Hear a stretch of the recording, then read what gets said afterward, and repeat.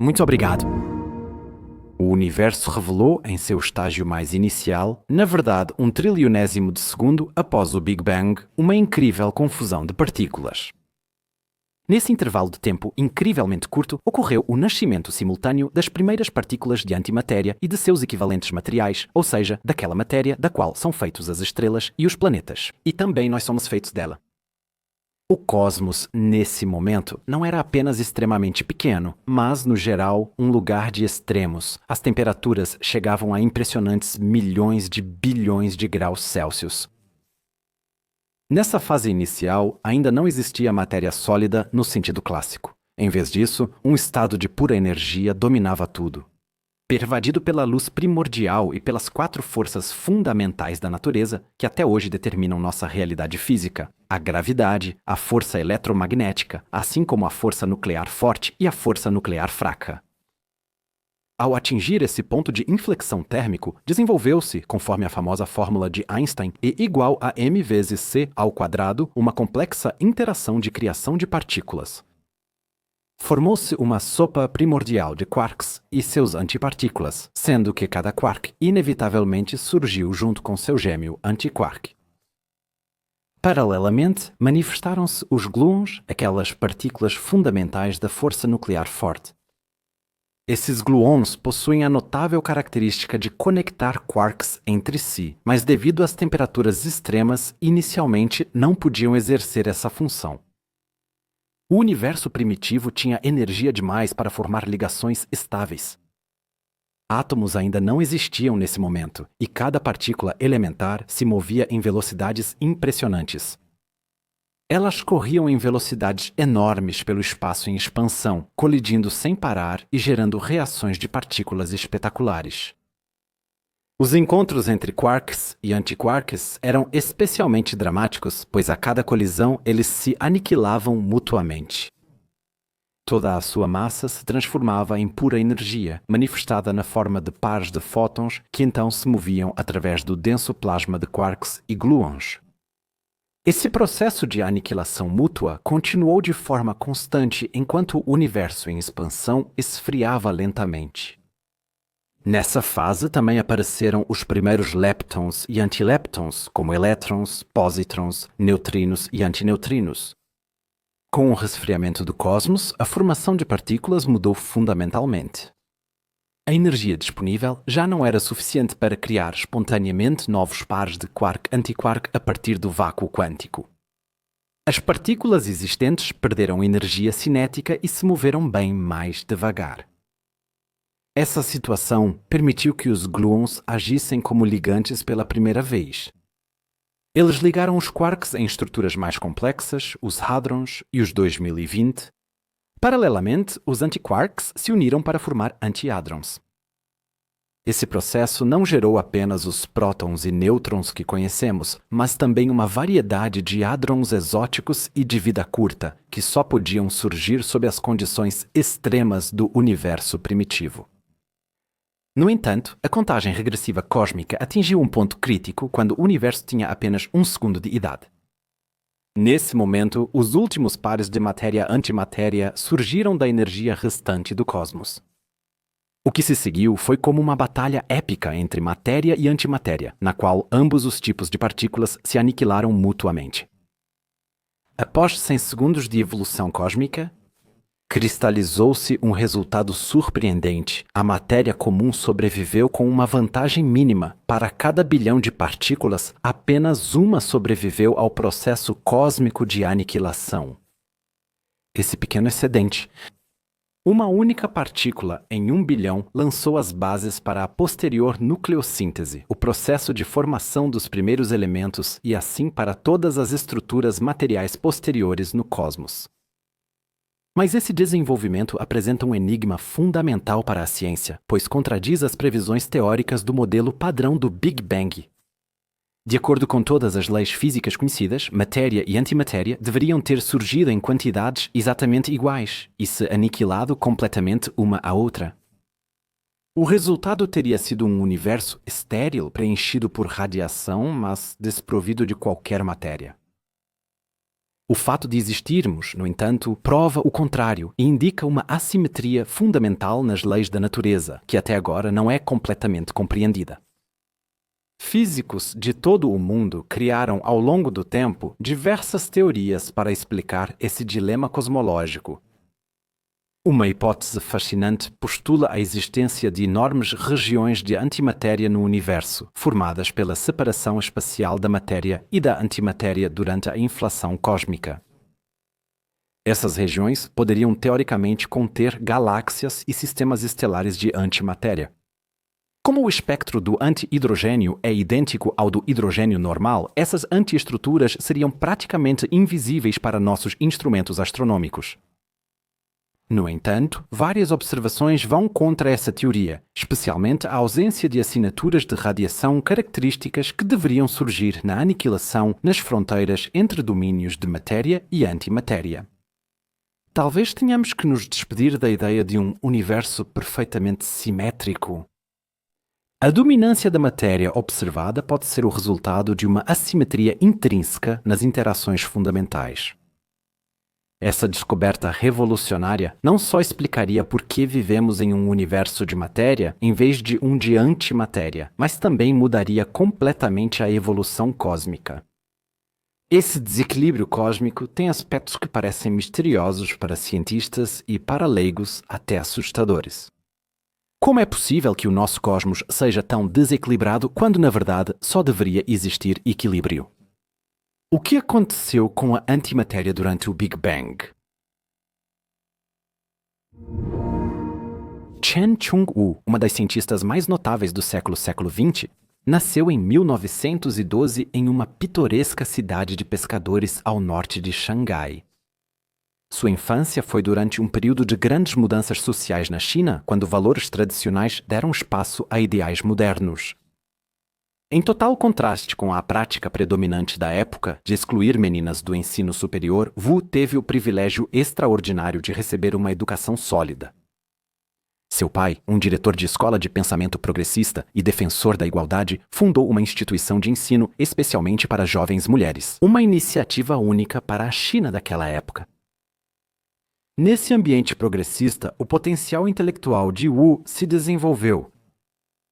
Seu talento para as ciências naturais já se destacava desde cedo, quando resolvia problemas matemáticos complexos com uma facilidade que deixava seus professores admirados. Na Universidade de Nanjing, então uma das mais renomadas da China, ela aprofundou seu interesse pelas ciências naturais.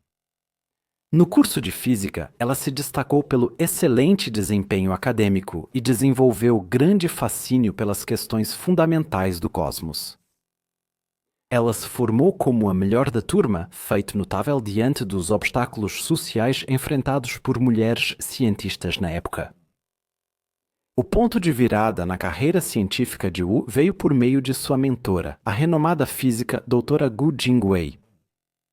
Ela reconheceu o talento de sua aluna e a incentivou a dar um passo que mudaria a vida de Wu: a emigração para os Estados Unidos da América. Essa decisão exigiu uma coragem considerável, pois significava não apenas uma mudança geográfica, mas também uma ruptura cultural. Na Universidade da Califórnia, em Berkeley, então centro da física moderna, Wu encontrou um ambiente intelectualmente estimulante. Com orientação de cientistas renomados, ela se aprofundou em física quântica e pesquisa experimental de partículas. A defesa de doutorado em 1940 marcou o início de uma carreira científica notável. A comunidade acadêmica em Berkeley reconheceu rapidamente seu talento excepcional para o trabalho experimental preciso e sua capacidade de compreender relações físicas complexas. Em 1944, Wu avançou em sua carreira. Ela foi convidada para trabalhar no sigiloso Projeto Manhattan na Universidade Columbia, Nova York. Nessa fase da corrida científica, ela trabalhou em questões fundamentais da fissão nuclear e do decaimento radioativo. Sua experiência na área da radiação beta revelou-se de valor inestimável para o projeto. Na década de 1950, já cidadã dos Estados Unidos da América, ela conquistou reputação internacional como uma das principais especialistas em decaimento beta. Seus trabalhos foram essenciais para entender a força nuclear fraca. Uma das 4 forças fundamentais da natureza. As leis fundamentais da natureza pareciam perfeitas para a comunidade científica naquela época. Simétricas, baseadas em 3 propriedades fundamentais. A primeira dessas propriedades, a simetria de carga, se manifesta de forma mais evidente na força eletromagnética. Essa simetria implica que os quarks up carregados positivamente e os quarks down carregados negativamente, que são os componentes fundamentais dos prótons e nêutrons, deveriam apresentar propriedades de massa idênticas. Essa suposição de simetria parecia tão fundamental que não foi seriamente questionada por décadas. A segunda propriedade fundamental, a paridade, pode ser explicada de forma mais clara pelo exemplo das nossas mãos. Não importa o quanto você gire ou vire uma mão, ela nunca será exatamente igual a outra mão. Só por meio de um espelhamento, ou seja, em um espelho de verdade, é possível superar essa assimetria fundamental. A simetria de paridade postulava que o universo não possui uma direção preferencial intrínseca, um conceito que os físicos consideraram inquestionável por décadas. Um universo espelhado, no qual toda a matéria seria substituída por antimatéria. O universo se comportaria de maneira idêntica ao nosso em todos os aspectos físicos. A simetria temporal, terceira propriedade fundamental, é uma ideia especialmente elegante. Ela afirma que as leis físicas deveriam valer mesmo invertendo direção, velocidade e rotação de todas as partículas. É comparável a um retrocesso cósmico de filme. Esses 3 princípios de simetria, carga, paridade e tempo, juntos formaram a simetria, carga, paridade e tempo, um dos pilares da física teórica do século XX. Essas simetrias pareciam tão fundamentais que sua possível violação era considerada uma ideia quase herética. A comunidade científica as via como verdades fundamentais e intocáveis do universo. Em 1956, os cientistas Chen Ningyang e Zheng Daoli, da Universidade Columbia, propuseram uma ideia que abalou a física dos anos 50. Eles levantaram a hipótese de que a simetria de paridade, especialmente em processos da força nuclear fraca, poderia não ser completamente preservada. Antes de publicar seu trabalho controverso, Li procurou o conselho da doutora Wu. Ela então desenvolveu um experimento brilhantemente concebido usando cobalto-60, um isótopo radioativo sintético. Esse material era particularmente adequado, pois emitia tanto radiação beta quanto gama e podia ser manipulado com precisão. Átomos de cobalto-60 foram alinhados em campo magnético forte e temperaturas muito baixas. Nessas condições, núcleos atômicos instáveis sofreram decaimento beta. Os elétrons gerados seguiram o campo magnético indo para cima ou para baixo. Segundo a teoria clássica da conservação da paridade, a distribuição dos elétrons deveria ser igual em ambas as direções, mesmo se o campo magnético fosse invertido. Os resultados do experimento foram realmente chocantes. Os elétrons mostraram uma preferência clara pela direção oposta ao campo magnético, independentemente da orientação dele. Essa observação provou de forma irrefutável que, em nível fundamental, a natureza distingue esquerda de direita, quebrando a simetria de paridade. O resultado dessa pesquisa inovadora ocorreu em dezembro de 1956. Wu precisou voltar a Nova York por suas obrigações na Universidade Columbia e perdeu os primeiros resultados do experimento. Li publicou rapidamente os resultados preliminares em revistas científicas. Físicos de partículas do mundo todo confirmaram a assimetria em poucas semanas. Esse avanço científico foi consagrado em 1957 com o Prêmio Nobel de Física. No entanto, exclusivamente para Yang e Li por seu trabalho teórico. Wu, cuja habilidade experimental confirmou a teoria, não recebeu esse importante reconhecimento científico, um exemplo marcante da discriminação de gênero na ciência daquela época. Doutora Xianzhong Wu, cujo legado científico marcou profundamente a física moderna, hoje recebe reconhecimento mundial como pioneira da física nuclear. Sua brilhante metodologia e precisão experimental estabeleceram novos padrões na pesquisa física. Especialmente notável foi sua habilidade de traduzir conceitos teóricos em experimentos praticamente viáveis, uma habilidade que lhe rendeu o apelido de primeira-dama da física. Constatar que o cosmos é assimétrico em sua menor escala foi só o começo de várias descobertas revolucionárias. Nas décadas seguintes do século XX, equipes de pesquisadores realizaram experimentos premiados com o Nobel que confirmaram os achados originais e revelaram violação ainda mais fundamental: a da simetria carga e paridade. Essa simetria combinada de carga e paridade, ou seja, orientação, foi por muito tempo considerada um princípio intocável das leis da natureza. Experimentos mostraram, no entanto, de forma inequívoca, que até mesmo essa simetria aparentemente fundamental havia sido quebrada. As investigações com Kaun's, feitas em 1964, foram especialmente reveladoras, que comprovaram essa violação de carga e paridade. No fim do século, surgiu uma nova visão da física de partículas. As leis da natureza de fato tratam quarks e suas antipartículas de forma diferente. Essa pequena, porém crucial assimetria mudou a antiga visão da ordem cósmica e trouxe novas questões sobre a origem do universo. Essa assimetria pode ser a chave para o predomínio da matéria no universo? Porém, pesquisas recentes revelaram que a resposta é mais complexa do que se pensava. Cálculos detalhados da assimetria quark para P mostraram que esse efeito está longe de ser suficiente para explicar a dominância da matéria observada. Mas, acima de tudo, uma coisa continua surpreendente: a quantidade incrível de matéria normal.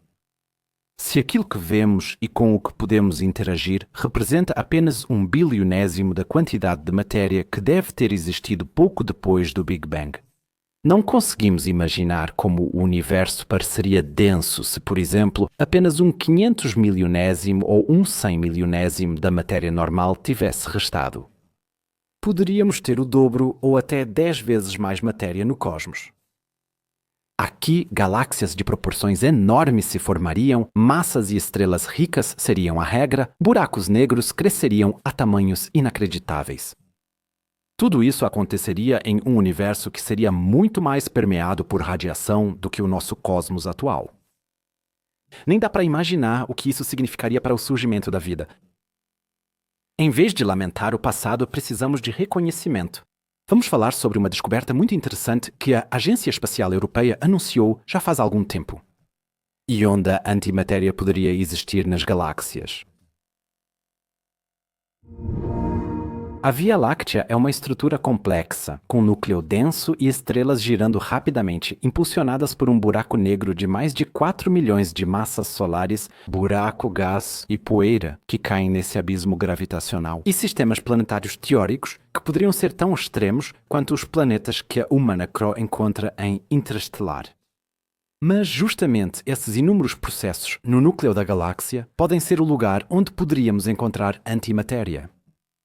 Há obstáculos para a presença de antimatéria na Via Láctea, especialmente em seu núcleo.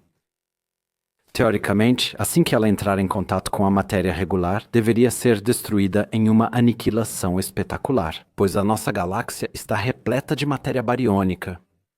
Essa é a matéria que vemos, com a qual interagimos e da qual a vida na Terra é composta. A antimatéria se combina imediatamente com a matéria normal. Ou se aniquilar, levanta a questão de como ela pode existir em uma galáxia dominada pela matéria. Na prática, porém, vemos que em certas regiões cósmicas, como no centro galáctico da Via Láctea, a antimatéria existe em quantidades significativas sem ser imediatamente aniquilada. Agora mesmo, acabei de afirmar que existe antimatéria em grandes quantidades na nossa galáxia. No coração do nosso lar cósmico existe uma colossal fonte de antimatéria que lança continuamente uma fonte de pósitrons para o espaço intergaláctico. Em 1997, o Observatório de Raios Gama Compton da Agência Espacial Europeia descobriu essa fonte de antimatéria. O mais interessante é que essas fontes se estendem por impressionantes 3.500 anos-luz.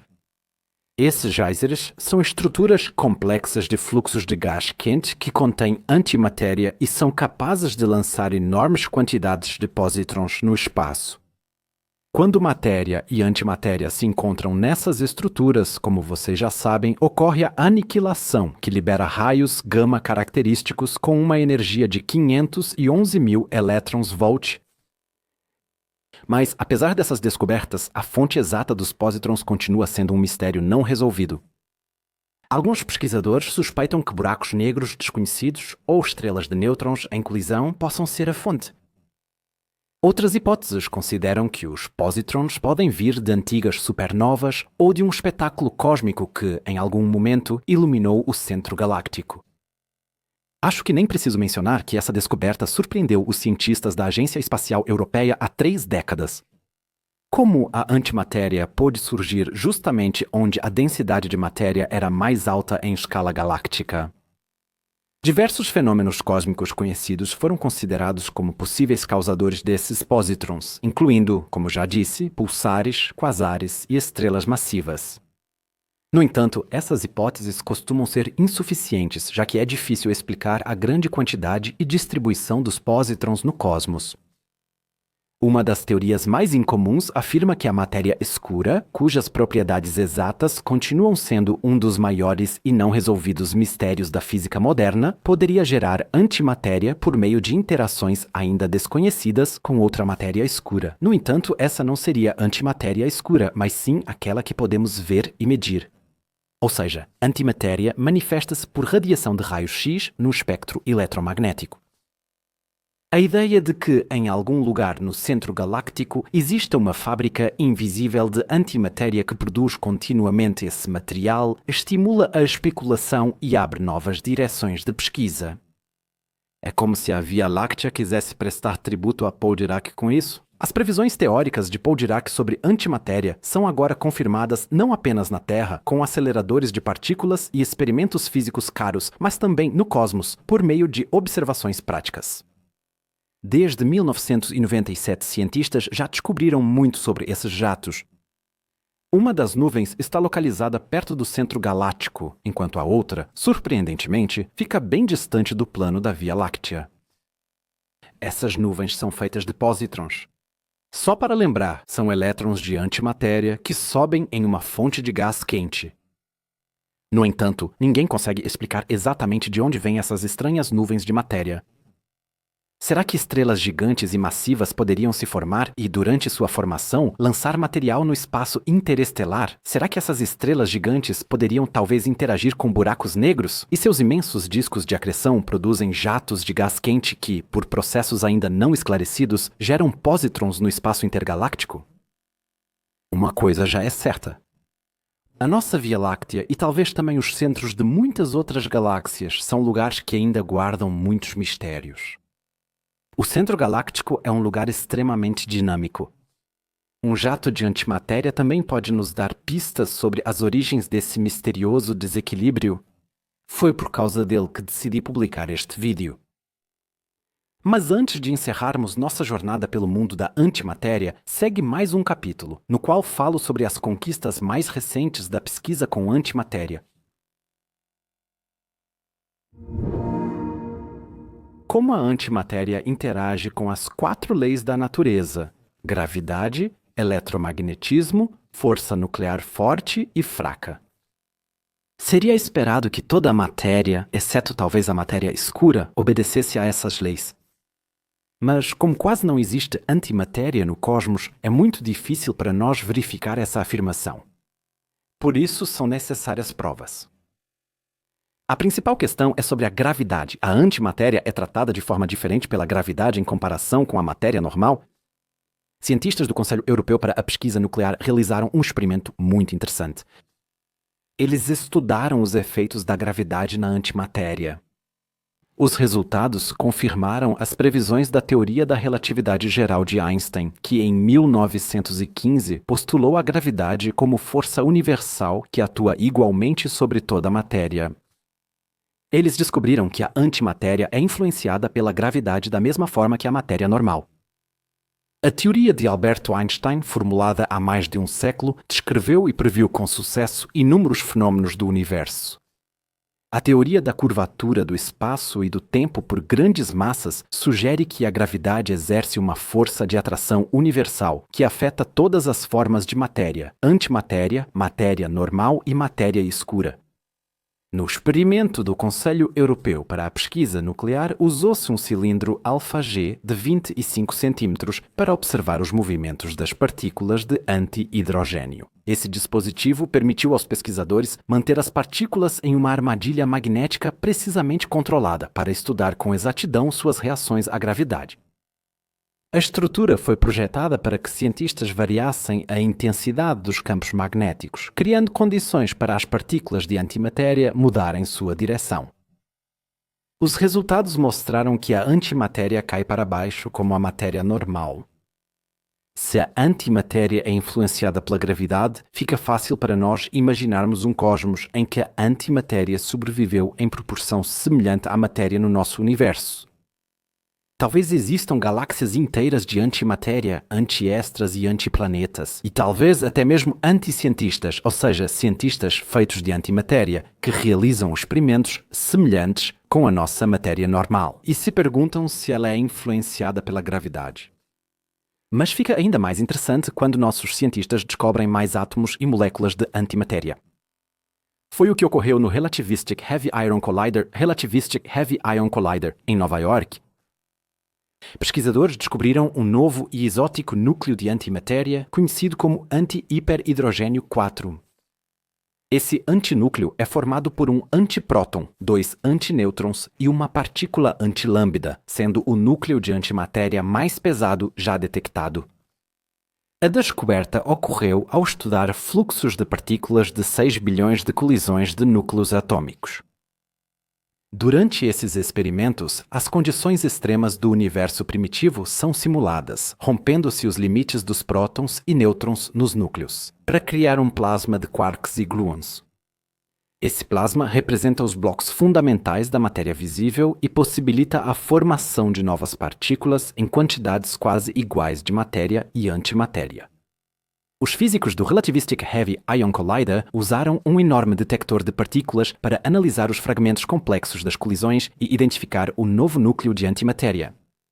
No entanto, o caminho para a descoberta do anti-hidrogênio 4 foi extraordinariamente complexo e exigiu a aplicação de técnicas de detecção de alta precisão e enormes quantidades de energia. Para detectar esse anti-hipernúcleo instável, era preciso que os 4 componentes antipróton, 2 antinêutrons e antilambda saíssem do plasma de quarks e gluons das colisões do Relativistic Heavy Ion Collider simultaneamente e na mesma direção, para que se unissem em um estado de curta duração. Pesquisadores analisaram as trilhas dos produtos de decaimento do anti-hipernúcleo, especialmente o núcleo de anti-hélio 4 e um pion carregado positivamente. A análise resultou em um total de 22 eventos candidatos com um 6,4, o que indica que cerca de 16 dos eventos detectados eram realmente núcleos de anti-hiperidrogênio 4. Os experimentos não mostraram diferença significativa nos tempos de vida das variantes de matéria e antimatéria. Albert Einstein apresentou o conceito de espaço-tempo, demonstrando que grandes massas curvam o espaço e o tempo. A gravidade age em todo o universo como a radiação eletromagnética. Ambas têm, teoricamente, um alcance infinito. Mas Albert Einstein não tinha a antimatéria em mente? Uma área do cosmos que já foi comprovada, mas cuja ausência é tão misteriosa quanto a questão da matéria escura ou da energia escura. A antimatéria deveria, na verdade, existir em exatamente as mesmas quantidades no cosmos que a matéria bariônica que vemos, mas ela não está lá. Essa inexistência mostrou aos cientistas, acima de tudo, que o universo não é tão equilibrado quanto muitos gostariam de acreditar. De fato, em escalas realmente grandes, o cosmos é absolutamente equivalente. As forças parecem estar em perfeito equilíbrio umas com as outras. Mas esse desequilíbrio entre as duas formas de matéria é tão enigmático que só de pensar nisso já é como se envolver com um filme de terror assustador. Nas menores escalas possíveis, quase nas menores medidas disponíveis, o universo é inerentemente desigual. Uma diferença ultrafina que acabou levando ao fato de que, de 1 bilhão de partículas de matéria normal, apenas uma sobreviveu. E se pensarmos em quanta matéria existe no cosmos, não conseguimos fechar a boca de tanto espanto, não é? Porque a quantidade original de matéria, que deve ter existido antes da aniquilação e apenas frações de segundo após o Big Bang, e que incluía tanto matéria normal quanto antimatéria, teria que ser pelo menos 1 bilhão de vezes maior do que aquilo que vemos. Um universo tão cheio de matéria dificilmente teria espaço para a formação de estrelas, planetas e vida. Seria um lugar de extremos, onde as leis da natureza seguiriam atuando, mas tudo estaria preso em um caos infinito de colisões constantes. A gravidade teria controle absoluto e estruturas gigantescas vagariam pelo espaço vazio. Buracos negros enormes que ofuscariam até mesmo o mais massivo já conhecido, com 66 bilhões de massas solares, estrelas supermassivas que talvez sejam milhares de vezes mais pesadas que o nosso Sol, sistemas planetários que abrigam enormes corpos celestes semelhantes a Júpiter, estrelas em abundância e quantidades de gás suficientes para preencher trilhões de galáxias.